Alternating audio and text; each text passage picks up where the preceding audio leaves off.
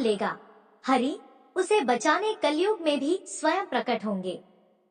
इसी कड़ी में हम लेकर आए हैं कलयुग की कुछ ऐसी घटनाएं जिन्होंने धर्म में हिंदुओं की आस्था को और प्रबल किया है।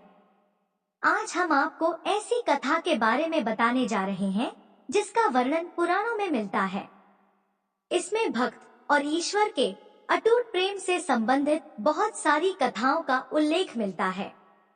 ये कथा हमारे देश के साक्षी गोपाल नामक एक मंदिर से जुड़ी हुई है। कथा के अनुसार एक बार दो ब्राह्मण एक साथ वृंदावन की यात्रा पर निकले।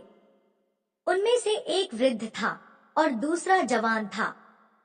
मार्ग लंबा और कठिन था, जिस वजह से उन दोनों यात्रियों को यात्रा के दौरान कई कष्टों का सामना करना पड़ा।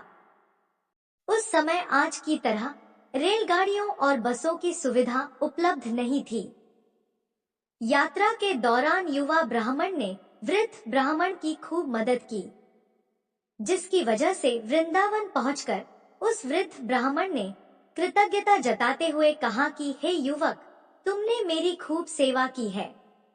मैं तुम्हारा अत्यंत कृतज्ञ हूँ। इस सेवा के बदले मैं तुम्हें पुरस्कार देना चाहता हूँ। पर उस युवा ब्राह्मण ने पुरस्कार लेने से मना कर दिया, जिसके बाद वृद्ध ब्राह्मण हट करने लगा। फिर उस वृद्ध व्यक्ति ने अपनी जवान पुत्री का विवाह उस ब्राह्मण युवक से करने का वचन दिया। ब्राह्मण युवक ने वृद्ध व्यक्ति को समझाया कि ऐसा नहीं हो सकता। आप बहुत अमीर हैं और मैं तो बहुत गरीब ब्राह्मण हूँ। फिर भी वृद्ध व्यक्ति अपनी हठ पर अड़ा रहा और फिर कुछ दिन तक वृंदावन में रहने के बाद दोनों घर लौट आए। वृद्ध व्यक्ति ने सारी बातें घर पर आकर बताई कि उसने अपनी बेटी का विवाह एक ब्राह्मण से तय कर दिया है, पर पत्नी को ये सब मंजूर नहीं था। उस वृद्ध पुरुष की पत्नी ने कहा कि अगर आप मेरी पुत्री का विवाह उस गरीब युवक से करेंगे तो मैं आत्महत्या कर लूंगी। कुछ समय व्यतीत होने के बाद ब्राह्मण युवक को चिंता होने लगी कि वृद्ध ब्राह्मण अपना वचन पूरा करेगा भी या नहीं। फिर ब्राह्मण युवक से रहा नहीं गया और वह वृद्ध ब्राह्मण के पास जाकर उसे अपना वचन याद करवाया। वो वृद्ध ब्राह्मण मौन रहा और उसे डर था कि वह अपनी बेटी का विवाह इससे करवाता है तो उसकी पत्नी अपनी जान दे देगी। वृद्ध पुरुष ने कोई उत्तर नहीं दिया। तब ब्राह्मण युवक ने उसका दिया हुआ वचन याद करवाने लगा। तभी वृद्ध ब्राह्मण के बेटे ने उस ब्राह्मण युवक को यह कहकर घर से निकाल दिया कि तुम झूठ बोल रहे हो, तुम मेरे पिता को लूटने के लिए आए हो। फिर ब्राह्मण युवक ने कहा कि यह सारे वचन तुम्हारे पिताजी ने शिवगृह के सामने दिए थे। तब वृद्धि व्यक्ति का ज्येष्ठ पुत्र जो भगवान को नहीं मानता था, युवक को कहने लगा कि अगर तुम कहते हो कि भगवान तुम्हारे इस बात के साक्षी हैं, तो यही सही।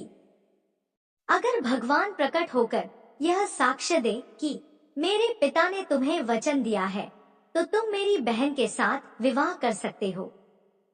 तब युवक ने कहा, हाँ ठीक है, मैं भगवान श्री कृष्ण से कहूंगा कि वो साक्षी के रूप में आए। उसे भगवान श्री कृष्ण पर पूरा विश्वास था कि भगवान श्री कृष्ण उसके लिए वृंदावन से जरूर आएंगे। युवक श्री कृष्ण को साक्षी के रूप में बुलाने के लिए तुरंत उस ब्राह्मण के घर से चला गया। मंदिर पहुंचकर युवक ने श्री कृष्ण से कहा कि आपको गवाही देने चलना पड़ेगा। फिर अचानक वृंदावन की मूर्ति से एक आवाज सुनाई दी कि मैं तुम्हारे साथ कैसे चल सकता हूँ, मैं तो मात्र एक मूर्ति हूँ। तब उस युवक ने कहा, जब मूर्ति बात कर सकती है तो साथ भी चल सकती है। तब भगवान श्री कृष्ण ने युवक के सामने एक शर्त रख दी कि तुम मुझे किसी भी दिशा में ले जाना, लेकिन तुम पीछे पलटकर नहीं देखोगे। तब युवक ने कहा, मैं देखूंगा नहीं तो मुझे पता कैसे चलेगा कि आप मेरे साथ चल रहे हो? श्री कृष्ण ने कहा कि तुम मेरे नूपुरों की ध्वनि से यह जान सकोगे कि मैं तुम्हारे पीछे आ रहा हूँ। युवक ने उनकी बात मान ली और वो वृंदावन चल पड़े। जिस नगर में जाना था वहां पहुंचने के बाद युवक को नूपुरों की ध्वनि आनी बंद हो गई। युवक ने धैर्य न रखकर पीछे मुड़कर देख लिया। मूर्ति वहीं पर स्थिर खड़ी हुई थी। अब मूर्ति आगे नहीं चल सकती थी क्योंकि युवक ने पीछे मुड़कर देख लिया था।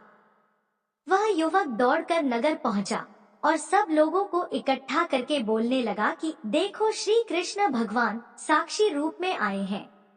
लोग स्तब्ध थे कि इतनी बड़ी मूर्ति इतनी दूरी से चलकर कैसे आई। फिर भगवान श्री कृष्ण की मूर्ति ने सबके सामने ब्राह्मण युवक की गवाही दी। उसके बाद वृद्ध ब्राह्मण की पुत्री के साथ उसका विवाह संपन्न हुआ। विवाह के बाद उस युवक ब्राह्मण ने उस स्थान पर एक मंदिर बनवा दिया और आज भी लोग उस मंदिर में साक्षात गोपाल जी की पूजा करते हैं। तो हमारी आज की यह कथा आपको कैसी लगी, कमेंट में जरूर बताना। राधे राधे।